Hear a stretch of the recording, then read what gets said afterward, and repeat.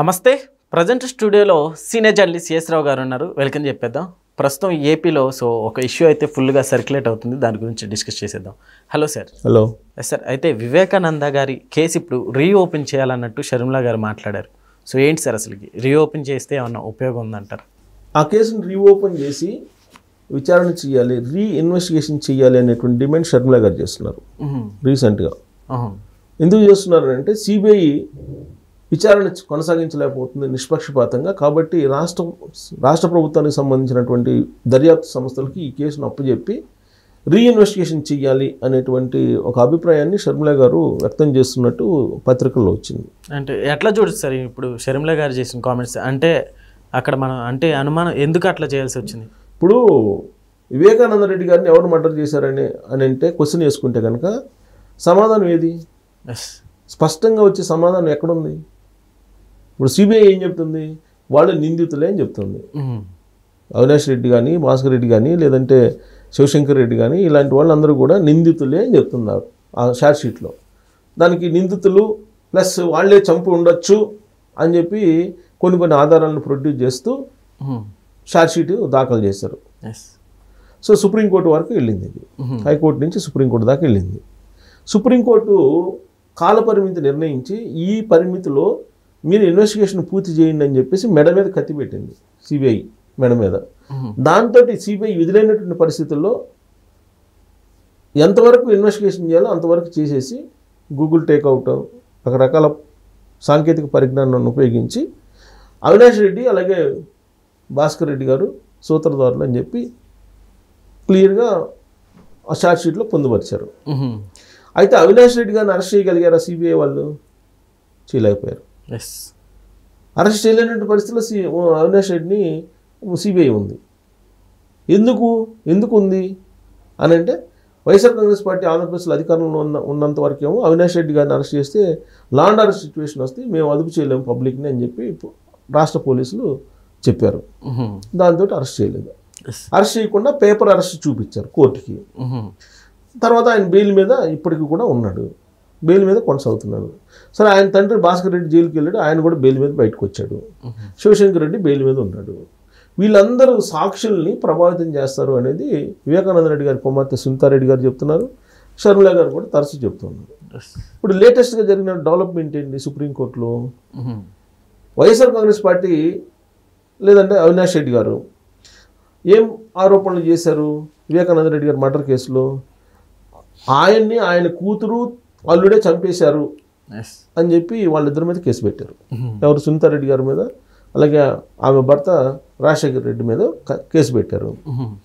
Case పెడితే ఆ కేసును కొట్టేయమని చెప్పేసి పిటిషన్ వేశారు సుప్రీంకోర్టులో. దాని మీద సిద్ధార్థ లోద్రా వాదనలు చేశారు. దీంతోపాటు సిబిఐ అధికారి, సిబిఐ ఎస్పీ ఆయన మీద కూడా అప్పుడు వైఎస్ఆర్ కాంగ్రెస్ పార్టీ అధికారంలో ఉన్నప్పుడు కేసు నమోదు చేశారు. ఎందుకు? ఇన్వెస్టిగేషన్ పక్కదోవ పట్టిస్తున్నారని చెప్పి రామ్ సింగ్ ఏదో పేరు ఉంది అతని పేరు, అతని మీద కూడా కేసు పెట్టారు. కేసు పెడితే అతని మీద కూడా కేసు కొట్టేయమని చెప్పి సుప్రీంకోర్టులో సిద్ధార్థ లోద్రా వాదిస్తే అటు సునీతారెడ్డి గారు, ఆమె భర్త, అలాగే ఈ సిబిఐ అధికారి మీద ఉన్నటువంటి కేసులు కొట్టేసింది. కొట్టేసి మీరు వేసినటువంటి పిటిషన్ కరెక్ట్ కాదు, ఈ కేసులో వాళ్ళ ప్రమేయం లేదు, పైగా రామ్ సింగ్ అనే అతను సక్రమంగానే ఇన్వెస్టిగేషన్ చేస్తున్నటువంటి క్రమంలో ఆ రోజు కడప పోలీసులు అతన్ని అరెస్ట్ చేసేటువంటి ప్రయత్నం చేసి కేసు పెట్టారు. కేసు పెట్టి అరెస్ట్ చేసే ప్రయత్నం చేశారు. కాబట్టి ఇది తప్పు, నమ్మశక్యంగా లేదు, వీళ్ళ మీద కేసు పెట్టడం అనేది ఆధారాలు లేవు అని చెప్పి కొట్టేసింది. సార్, అయితే ఇప్పుడు రీఓపెన్ చేసినప్పటికీ అన్న అసలు ఉపయోగం ఉండిద్ది అంటారా?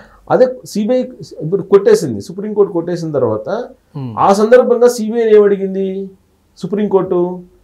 వివేకానంద రెడ్డి గారి మర్డర్ కేసు విచారణ పూర్తయిందా అని అంటే సిబిఐ ఏం చెప్పింది? మీరు ఆదేశిస్తే మరింత లోతుగా మేము విచారణ చేస్తాము, ఇప్పటి వరకు మీరు ఇచ్చినటువంటి గడువు లోపల మేము ఎంతవరకు చేయగలిగామో అంతవరకు మేము విచారణ చేసాము, మీ ముందు ఉంచాము మొత్తం వివరాలు అని చెప్పారు సిబిఐ వాళ్ళు. అంతవరకు జరిగింది. అంతవరకు జరిగిన తర్వాత మరి సిబిఐ వాళ్ళు మళ్ళీ మేము విచారణకి లోతుగా ఆలోచిస్తామని అంటే లోతుగా ఏం ఆలోచిస్తారు వీళ్ళు ఇన్ని సంవత్సరాల పాటు? 2019 ఎన్నికలకు ముందు ఈ మర్డర్ జరిగింది. ఈ మర్డర్ జరిగిన తర్వాత ఈ మర్డర్ని ఫస్ట్ గుండెపోటు అన్నారు, తర్వాత గొడ్డలపోటు అన్నారు.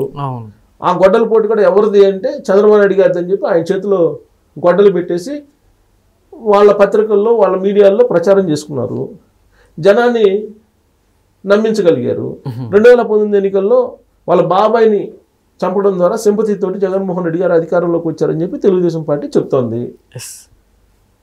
ఇప్పుడు అవినాష్ రెడ్డి గారు, ఆ కేసులో అవినాష్ రెడ్డి గారి తండ్రి కీలకంగా ఉన్నారనేది సిబిఐ వాళ్ళు ఛార్జ్ షీట్ వేశారు.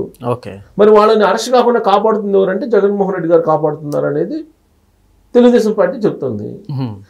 ఎలా కాపాడగలుగుతున్నారంటే కేంద్రంలో ఉన్నటువంటి బీజేపీ వాళ్ళ అభయహస్తం ఉంది పెద్దలది, అందువల్ల వీళ్ళని కాపాడగలుగుతున్నారు అని అంటున్నారు. అంటే ఈ మొత్తం చూస్తే కనుక కేంద్ర ప్రభుత్వం ఆధీనంలో ఉండేటువంటి దర్యాప్తు సంస్థ సిబిఐ, అలాగే కేంద్ర ప్రభుత్వ పెద్దల యొక్క ఆశీస్సులతో నడిచేటువంటి సంస్థ చేతిలో ఇవన్నీ ఉన్నాయి. కాబట్టి ఈ ఇన్వెస్టిగేషన్ ముందుకు పోదు అనేటువంటి అభిప్రాయానికి షర్మిలా గారు వచ్చి ఉండొచ్చు. అందుకే రాష్ట్ర పరిధిలో ఉండేటువంటి సంస్థలకు కనుక ఈ కేసును అప్పచెప్తే అసలు ఏం జరిగింది అనేది బయటకు వస్తుంది అనేటువంటి డిమాండ్ ఆవిడ చేస్తున్నారు. ఒకవేళ అంటే బీజేపీ వాళ్ళ హస్తం లేకుండా ఉన్నట్లయితే ఈ కేసు ఈ పార్టికల్ అంటే క్లోజ్ అయిపోయింది అనుకోవచ్చు సార్. ఇన్వెస్టిగేషన్ పూర్తి కావాలి కదా మరి. ఇన్ని సంవత్సరాల ఒక మర్డర్ కేసు, మాజీ ఎంపీ ప్లస్ ఆయన మాజీ మంత్రి, సుదీర్ఘమైనటువంటి రాజకీయ ప్రయాణం కలిగినటువంటి వాళ్ళు, ప్రజాదరణ కలిగినటువంటి లీడరు, ఇప్పుడు కొన్ని దశాబ్దాలుగా రాజకీయాల్లో ఉన్నటువంటి ఫ్యామిలీ నుంచి ఉన్నటువంటి కీలక లీడరు, ఆయన మర్డర్ జరిగితేనే ఇవాళకి అసలు ఎవరు మర్డర్ చేశారు, హంతకులు ఎవరు అనేది క్లియర్గా తీర్పు చెప్పలేకపోతుంది కోర్టు. అని అంటే దర్యాప్తు సంస్థలు సరిగ్గా దర్యాప్తు చేసి ఎవిడెన్స్ని ప్రొడ్యూస్ చేస్తే తీర్పు ఎందుకు చెప్పలేదు అంటే దర్యాప్తు సంస్థలోనే ఉంది. అందుకే రాష్ట్ర పరిధిలో ఉండే దర్యాప్తు సంస్థలకు ఇస్తేస్తే ఈ కేసు తొందరగా విచారణ పూర్తి అవుతుంది అనేది షర్మిలా గారు చెప్తున్నారు. దానికి కారణం ఏంటంటే లిక్కర్ కేసు చాలా స్పీడ్గా జరుగుతుంది కదా, లిక్కర్ కేసులో అరెస్టులు జరుగుతున్నాయి కదా. అదే వివేకానంద రెడ్డి గారి మర్డర్ కేసులో జరగట్లేదు కదా. కాబట్టి సిబిఐ నుంచి రాష్ట్ర సంస్థలకి ఇస్తే బాగుంటుంది అనేటువంటి ఒక అభిప్రాయాన్ని ఆవిడ వ్యక్తం చేస్తూ ఉన్నారు. గతంలో 2019లో మర్డర్ జరిగినప్పుడు రాష్ట్ర సంస్థలే దర్యాప్తు చేసాయి. అప్పుడు ఏం చేసాయి, లేదు రాష్ట్ర సంస్థల మీద మాకు నమ్మకం లేదు, సిబిఐ ఎంక్వైరీకి ఇవ్వాలి అని చెప్పి జగన్మోహన్ రెడ్డి గారు డిమాండ్ చేశారు అప్పట్లో. ఆ తర్వాత సిబిఐకి ఇచ్చారు కేసుని. సిబిఐకి ఇస్తే జగన్మోహన్ రెడ్డి గారి అధికారంలోకి వచ్చిన తర్వాత జగన్మోహన్ రెడ్డి గారు ఏంటి, సిబిఐ సరిగ్గా దర్యాప్తు చేయట్లేదు, రాష్ట్ర పరిధిలోకి తీసుకురావాలని చెప్పేసి అన్నారు. కానీ రాష్ట్ర పరిధిలోకి ఇవ్వాల, సిబిఐ ఎంక్వైరీ చేసింది. ఎందుకంటే రాష్ట్ర పరిధిలోకి ఇస్తే ఏమవుతుందో తెలుసు. ఇప్పుడు సిబిఐ మీద నమ్మకం పోతుంది.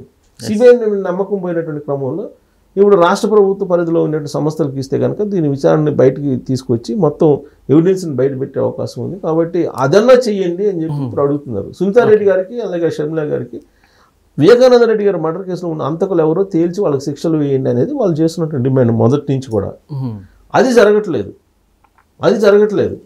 అందుకే ఇప్పుడు కనీసం రాష్ట్ర సంస్థలు కన్నా చెప్తే వాళ్ళనే చేస్తారు, సిబిఐకి చేత కాకపోతే అనేటువంటి వ్యాఖ్యలు ఆవిడ రీసెంట్గా చేయడం జరిగింది. ఆ మేరకు రాష్ట్ర ప్రభుత్వం కేంద్ర ప్రభుత్వానికి కూడా లెటర్ రాయాలి అనే ఒక సూచన కూడా చేసినట్టుంది. సో మొత్తం మీద ఏంటంటే వివేకానంద రెడ్డి గారి మర్డర్ కేసు ఇవాళకి కూడా అది ఇంకా తేలనటువంటి కేసుగానే మిగిలిపోయింది. కనీసం ఇప్పుడైనా తేల్చకపోతే కనుక అటు కేంద్ర రాష్ట్ర సంస్థలకే కొంత అవమానకరంగా మనం భావించాలి. Okay sir, thank you.